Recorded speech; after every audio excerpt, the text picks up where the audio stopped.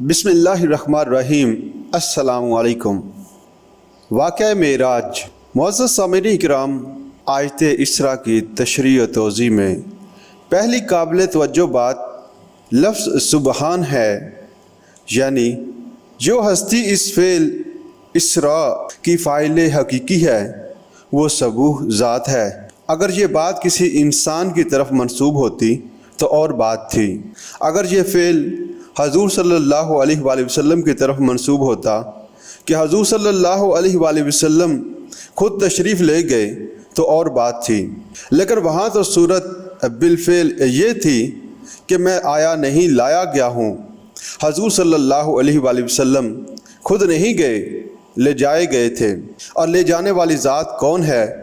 سبحان الذی اسریٰ بعبدہ، جو پاک ہے ہر عیب سے، ہر نقص سے، ہر ضعف سے، ہر کوتاہی سے، ہر درماندگی سے، اور وہ ذات سبوح ہے، منزہ ہے، عرفہ ہے، اعلیٰ ہے، بالا ترین ہے۔ لہٰذا اس کی قدرت سے ہرگز بعید نہیں کہ وہ اپنے بندے کو راتوں رات مسجد حرام سے مسجد اقصیٰ تک اور پھر مسجد اقصیٰ سے سدرۃ المنتہا تک لے جائے اور واپس لے آئے اور مسجد حرام میں پہنچا دے۔ بعض روایات میں آتا ہے کہ حضور صلی اللہ علیہ وآلہ وسلم کی مراجت پر وضو کا پانی ابھی بہہ رہا تھا اور حضور صلی اللہ علیہ وآلہ وسلم کے مکان کے دروازے کی کنڈی ابھی ہل رہی تھی۔ معلوم ہوا کہ ابھی وقت نہیں گزرا، اور یہ چیز جیسا کہ سامعین اکرام آج کا جو ذہن ہے اس کی روح سے ناقابل قیاس اور ناقابل یقین نہیں رہی۔ دوسری قابل توجہ بات ہے لفظ عبد، ایک اس پہلو سے کہ لفظ عبد کا اطلاق صرف روح پر نہیں بلکہ روح اور جسد دونوں پر ہوگا۔ ہم عبد ہیں، صرف ہماری روح کو عبد نہیں کہا جائے گا۔ ہم اپنی روح کی حقیقت کو نہیں سمجھ سکتے تو روح محمد صلی اللہ علیہ وآلہ وسلم کی حقیقت کو کیا سمجھ سکیں گے؟ بلکہ سامعین جان لیجئے کہ عبد کا اطلاق اکثر و بیشتر تو جسد پر ہوگا۔ اس صراحت سے یہ اضافی بات معلوم ہوئی کہ صرف روح محمد صلی اللہ علیہ وآلہ وسلم نہیں لے جائی گئی بلکہ بنفس نفیس حضرت محمد صلی اللہ علیہ وآلہ وسلم لے جائے گئے، اور محمد صلی اللہ علیہ وآلہ وسلم کا اطلاق روح محمدی صلی اللہ علیہ وآلہ وسلم اور آپ کے جسد شریف دونوں کے مجموعے پر ہوگا، صرف روح پر نہیں ہوگا۔ سامعین اکرام، عبدیت و رسالت میں فرق مراتب میں تیسری بات جو بہت قابل لحاظ ہے وہ یہ ہے کہ جو مقام عروج ہے جس کا ذکر سورہ بنی اسرائیل کی پہلی آیت میں ہو رہا ہے، اس میں حضور صلی اللہ علیہ وآلہ وسلم کی دو نسبتوں میں سے جس کا حوالہ دیا جا رہا ہے وہ نسبت رسالت نہیں ہے بلکہ نسبت عبدیت ہے۔ ویسے بھی عام طور پر قرآن مجید میں جہاں اللہ تعالیٰ کی عنایت خصوصی اور شفقت خصوصی کا اظہار ہوتا ہے وہاں آپ صلی اللہ علیہ وآلہ وسلم کی نسبت عبدیت کا ذکر ملتا ہے۔ سامعین، جیسے ہم نے یہاں دیکھا یا جیسے اگلی سورۃ الکہف کے آغاز میں ہے، الحمدللہ الذی انزل علی عبدہ الکتاب ولم یجعل لہ عوجا، اور جیسے سورۃ الفرقان کے آغاز میں ہے، تبارک الذی نزل الفرقان علی عبدہ لیکون للعالمین نذیرا۔ اسی طریقے سے سورۃ نجم میں ارشاد ہوا، فَأَوْحَىٰ إِلَىٰ عَبْدِهِ مَا أَوْحَىٰ۔ اسی طرح یہاں ہے، سبحان الذی اسریٰ بعبدہ لیلا من المسجد الحرام الی المسجد الاقصیٰ۔ سامعین، ہم جس اللہ کو مانتے ہیں وہ علی کل شیء قدیر ہے، اور اس کائنات کے رواں دواں رہنے میں ہر لحظہ اور ہر آن اسی کا حکم کار فرما ہے۔ لہ الخلق والامر۔ اب جب کہ اس نے اپنے بندے محمد رسول اللہ صلی اللہ علیہ وآلہ وسلم کو معراج عطا فرمایا تو اس نے کائنات کو سسپینڈ ہونے کا حکم دیا، ہر چیز کی حرکت اسی جگہ رک گئی۔ اللہ تعالیٰ سبحانہ رسول اللہ صلی اللہ علیہ وآلہ وسلم کو پہلے مسجد حرام سے مسجد اقصیٰ تک لے گیا، اور یہاں آپ صلی اللہ علیہ وآلہ وسلم کی امامت میں تمام انبیاء اور رسل نے نماز پڑھی، جو گویا علامت تھی اس بات کی کہ آپ صلی اللہ علیہ وآلہ وسلم سید الانبیاء والمرسل ہیں۔ اس کے بعد آپ صلی اللہ علیہ وآلہ وسلم حضرت جبرائیل علیہ السلام کے ساتھ یکے بعد دیگرے 7 آسمانوں پر اور پھر سدرۃ المنتہا تک تشریف لے گئے، اور آپ صلی اللہ علیہ وآلہ وسلم کو جنت اور دوزخ کی سیر کرائی گئی۔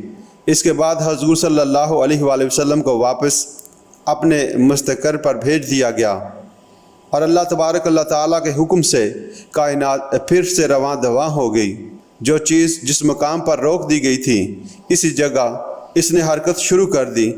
سامعین، یہ ایک عقلی توجیہ ہے اس بات کی کہ حضور صلی اللہ علیہ وآلہ وسلم کی واپسی پر کنڈی ہل رہی تھی، وضو کا پانی بہہ رہا تھا اور بستر میں حرارت موجود تھی۔ اسی طرح سامعین اکرام، سبحان الذی اسریٰ بعبدہ لیلا من المسجد الحرام الی المسجد الاقصی۔ یہاں یہ نقطہ جان لیجئے کہ نسبت ابدیت بالا تر ہے نسبت رسالت سے، اور اگر اسے صوفیاء کی اصطلاح سے سمجھیں تو وہ یہ ہے کہ نسبت ابدیت ایک عروجی نسبت ہے، جبکہ نسبت رسالت ایک نزولی نسبت ہے۔ اگر آپ اس امر کو ذہن میں رکھیں تو بات آسانی سے سمجھ آ جائے گی کہ حضرت موسیٰ علیہ السلام کو جب پہلی وحی ہوئی یا آپ علیہ السلام اللہ تعالیٰ سے مخاطب یا مکالمہ سے جو مشرف ہوئے تو آپ کو کوئی طور پر تھے، بلند مقام پر تھے، اور اس سے اعلیٰ مقام کیا ہوگا کہ اللہ تعالیٰ سے بلا واسطہ گفتگو ہو رہی ہے، درمیان میں کوئی واسطہ حائل نہیں ہے۔ قرآن حکیم کے الفاظ ہیں وَكَلَّمَ اللَّهُ مُوسَىٰ تَكْلِيمًا، اور اللہ تعالیٰ نے موسیٰ علیہ السلام سے کلام فرمایا جیسے کہ کلام کیا جاتا ہے۔ یہاں موسیٰ علیہ السلام کیا ہیں؟ عبد ہیں، اور جب رسالت کا حکم ملا تو فرمایا گیا اذهب الى فرعون انه طغى، جاؤ فرعون کی طرف، بے شک وہ بہت سرکش ہو گیا ہے۔ اب حضرت موسیٰ علیہ السلام پہاڑ سے اتریں گے تو فرعون کی طرف جائیں گے۔ کسی کے پاس سے کوئی جاتا ہے تو اس کی طرف پیٹھ کر کے جاتا ہے، جبکہ اس کے سامنے دست بستہ کھڑا ہوتا ہے تو اس کے حضور فیس ٹو فیس ہے۔ تو سامعین غور کیجئے کہ کون سی نسبت بالا تر ہوئی۔ ظاہر ہے کہ نسبت عبدیت جس میں رخ اللہ کی طرف ہوتا ہے، جبکہ رسالت ایک فرض منصبی ہے کہ جاؤ ادا کرو، اس کا رخ مخلوق کی طرف ہوتا ہے۔ مولانا روم رحمۃ اللہ علیہ نے اس کو ایک تمثیل کے پہرائے میں بڑی خوبصورتی سے بیان کیا۔ اصل میں ان حقائق کو جاننے والے یہ صوفیاء ہی ہیں، یہ نہ فقہا کا دائرہ ہے نہ محدثین کی دلچسپی کا میدان، اس لیے کہ ہر ایک کے اپنے اپنے دائرے ہیں اور ان دائروں میں سب نے اپنے اپنے کام کیے ہیں۔ یہ تمام اصحاب ہمارے محسن ہیں، لیکن ہر طبقے کا اپنا اپنا ذوق اور اپنا اپنا میدان ہے۔ ابدیت و رسالت میں فرق مراتب ہمارے صوفیاء نے قائم کیا ہے۔ مولانا روم رحمۃ اللہ علیہ نے اس کے لیے بارش کی مثال دی۔ ہماری دنیا میں بارش کا جو نظام چل رہا ہے وہ یہ ہے کہ سمندر سے بخارات اٹھ رہے ہیں، یہ عروج ہے۔ بخارات نہایت لطیف حالت میں ہیں، نہایت پاک صاف ہیں۔ اس عمل تبخیر کے ذریعے تطہیر ہو رہی ہے، پانی کو بھاپ بنایا جا رہا ہے۔ اس میں ظاہر ہے کہ کثافت تو ساتھ نہیں جائے گی، پانی انتہائی لطیف اور پاک و صاف صورت میں اوپر جا رہا ہے۔ اوپر جا کر ان بخارات نے بادلوں کی شکل اختیار کر لی، ہواؤں کے دوش پر یہ بادل فضا میں تیرتے ہیں، پھر بارش بن کر وہی پانی زمین پر نازل ہو رہا ہے۔ اب اس نزول بارش سے کیا ہوگا؟ پہلے وہ پانی فضا کو دھوئے گا، اس عمل میں فضا کی کچھ نہ کچھ کثافت برستے پانی میں شامل ہو جائے گی، پھر وہ بارش زمین تک پہنچے گی اور زمین کو دھوئے گی۔ اس مرحلے پر کچھ مزید کثافتیں اس میں شامل ہو جائیں گی۔ یہ پانی ندی نالوں اور دریاؤں سے ہوتا ہوا پھر سمندر میں پہنچے گا۔ اب وہ ساری کثافتیں سمندر میں رہ جائیں گی اور پھر وہی پانی لطیف اور پاک و صاف ہو کر بخارات کی صورت میں آسمان کی طرف اٹھ جائے گا۔ یہ عروج ہے اور وہ نزول ہے۔ نزول سے فضا اور زمین کی صفائی ہو رہی ہے، جبکہ عروج میں پانی کی اپنی صفائی ہوتی ہے۔ عروج و نزول کا یہی سائیکل ابدیت و رسالت کے مابین چلتا ہے۔ رات کو اللہ کا بندہ اس کے حضور میں کھڑا ہے، یہ کس کی صفائی ہے؟ اپنی۔ کس چیز سے صفائی؟ اس کو کہیں اپنی کثافتوں پر قیاس نہ کر لیجئے سامعین، وہ کثافتیں ان ہستیوں کے کہیں آس پاس بھی نہیں ہوتی۔ گر حفظ مراتب نہ کنی زندگی، لیکن دن کے لیے کیا حکم ہے؟ اب نزول کا مرحلہ ہے، جاؤ لوگوں کی طرف، انہیں اللہ کا پیغام پہنچاؤ، ان کو اللہ کے راستے کی طرف پکارو۔ یہ کام منصب رسالت سے تعلق رکھتا ہے۔ مکہ کے مشرکانہ ماحول میں نبی اکرم صلی اللہ علیہ وآلہ وسلم نے توحید کی دعوت پہنچا رہے ہیں، مجمع میں قرآن پیش فرما رہے ہیں، گھروں پر دستک دے رہے ہیں، در بدر تشریف لے جا رہے ہیں، لیکن ہو کیا رہا ہے؟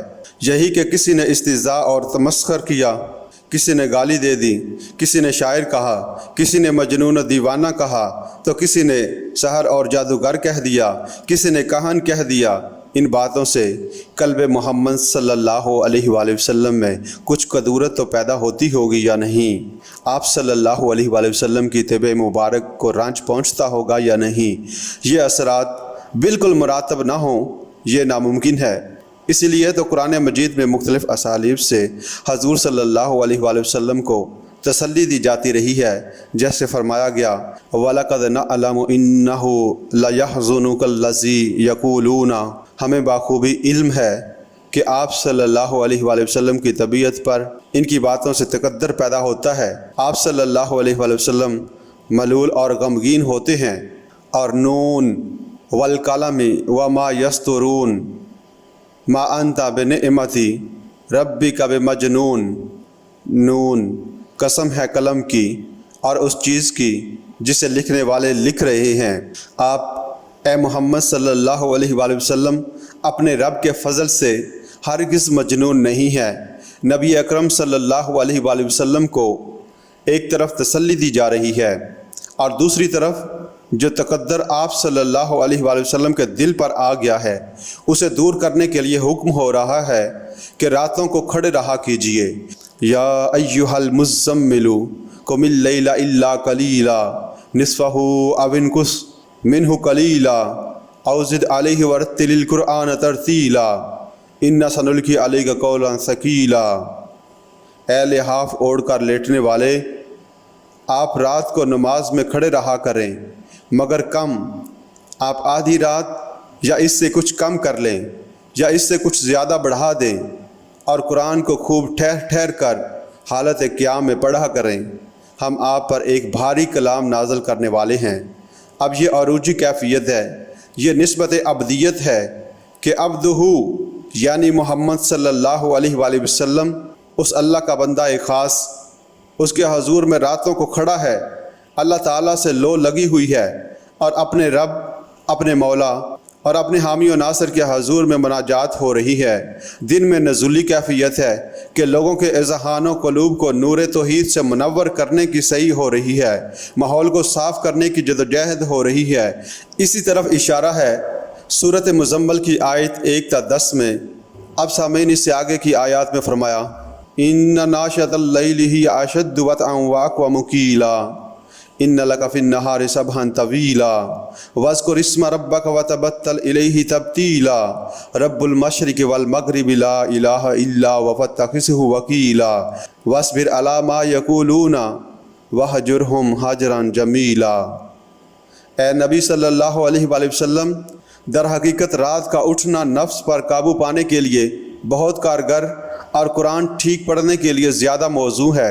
بلا شبہ آپ صلی اللہ علیہ وآلہ وسلم کے لیے دن میں تبلیغ کی بڑی مصروفیات ہیں، بڑی محنت اور مشقت ہے، لیکن اس میں بھی اپنے رب کے نام کا ذکر کیجئے اور سب سے کٹ کر اسی کے ہو رہیے۔ اور اللہ مشرق و مغرب کا مالک ہے اور اس کے سوا کوئی معبود نہیں، اسی کو اپنا پشت پناہ بنائیے، اسی پر بھروسہ کیجئے۔ اور اے نبی، آپ کی دعوت پر لوگ جو باتیں بنا رہے ہیں ان پر صبر کیجئے اور ان سے خوش اسلوبی کے ساتھ کنارہ کش ہو جائیے۔ طنز و استہزاء اور طعن و شنید کے گھاؤ بڑے کاری ہوتے ہیں، ان کو جھیلنا آسان نہیں۔ اس سے طبیعت مبارک پر جو تقدر آتا تھا اس کا ازالہ اس وقت ہوتا تھا جب عبدہ نسبت عبدیت کے اعتبار سے رات کی تنہائیوں میں اپنے رب کے حضور کھڑا ہوتا تھا اور حالت عروجی کی کیفیات سے بہرہ مند ہوتا تھا۔ تو یہاں لفظ عبد کے حوالے سے ان حقائق کو ذہن نشین کر لیجئے۔ سامعین، اب اس آیت مبارکہ میں سبحان الذی اسریٰ بعبدہ لیلا میں دو مزید الفاظ وضاحت طلب ہیں۔ ایک اسریٰ اور دوسرا لیلن عربی میں اسرا کے معنی ہے راتوں رات لے جانا۔ حضرت موسیٰ علیہ السلام کے ذکر میں سورۃ الشعراء کی آیت 52 میں یہی لفظ آیا ہے، وَأَوْحَيْنَا إِلَىٰ مُوسَىٰ أَنْ أَسْرِ بِعِبَادِي إِنَّكُمْ مُتَّبَعُونَ، اور ہم نے موسیٰ علیہ السلام کو وحی بھیجی کہ اے موسیٰ راتوں رات میرے بندوں کو لے کر نکل جاؤ، تمہارا پیچھا کیا جائے گا۔ تو حضور صلی اللہ علیہ وآلہ وسلم کے لیے بھی یہی لفظ آیا ہے، سبحان الذی اسریٰ بعبدہ۔ اس کے بعد لیلاً کیوں آیا؟ جبکہ اسریٰ میں راتوں رات کا مفہوم و معنی شامل ہے، اس لیے کہ سفر معراج میں پوری رات نہیں لگی تھی، بلکہ رات کا ایک نہایت قلیل نہایت مختصر حصہ صرف ہوا تھا، اسی لیے لیلاً کا ترجمہ رات کا ایک حصہ کیا جاتا ہے۔ سبحان الذی اسریٰ بعبدہ لیلاً من المسجد الحرام الی المسجد الاقصی الذی بارکنا حولہ لنریہ من آیاتنا انہ هو السمیع البصیر۔ پاک ہے وہ ذات جو لے گئی راتوں رات اپنے بندے کو شب کے ایک حصے میں مسجد حرام سے مسجد اقصی تک، جس کے ماحول کو ہم نے بابرکت بنایا ہے تاکہ ہم اپنے بندے کو اپنی کچھ نشانیوں کا مشاہدہ کرائیں۔ یقیناً سب کچھ سننے اور دیکھنے والا تو وہی اللہ ہے۔ اب سامعین اکرام دو باتیں وضاحت طلب رہ گئی، ایک تو یہ کہ کون سی نشانیاں حضور صلی اللہ علیہ وآلہ وسلم کو دکھائی گئیں۔ سامعین اس کے لیے ان کا ذکر احادیث میں بصراحت موجود ہے۔ دوسرا اس آیت کا آخری ٹکڑا انہ هو السمیع البصیر، یعنی سب کچھ سننے والا سب کچھ دیکھنے والا تو صرف اللہ تبارک اللہ تعالی ہے۔ یہ دراصل اس کے علم کامل کی شرح ہے۔ یہاں حصر کا اسلوب ہے، یعنی اس کے سوا یہ وصف کسی اور میں ہے ہی نہیں، چاہے وہ ملائکہ ہوں، انبیاء و رسل ہوں یا اولیاء ہوں۔ البتہ یہ اس کو اختیار ہے کہ وہ اپنے علم میں سے جتنا جس کو چاہے عطا فرما دے، اپنی سماعت میں سے جتنا حصہ چاہے کسی کو مرحمت فرما دے۔ وَلَا يُحِيطُونَ بِشَيْءٍ مِّنْ عِلْمِهِ إِلَّا بِمَا شَاءَ، اور وہ اللہ کے علم میں سے کسی چیز کا احاطہ نہیں کر سکتے ما سوائے اس کے جو وہ خود چاہے۔ اور سبحانک لا علم لنا الا ما علمتنا، اے اللہ تو پاک ہے اور ہمیں کوئی علم حاصل نہیں ہے مگر وہ جو تو نے ہمیں سکھایا۔ یہ ملائکہ کا قول نقل ہوا ہے، پس فرشتوں کے علم کی نوعیت بھی یہی ہے، اور انبیاء اور رسل کے علم کی کیفیت بھی یہی ہے کہ جو اللہ تعالیٰ نے عطا فرمایا اتنا ہی ان کو علم ہے، باقی سب کچھ سننے والا سب کچھ دیکھنے والا سب کچھ جاننے والا صرف اللہ تبارک اللہ تعالیٰ سبحانہ ہی ہے۔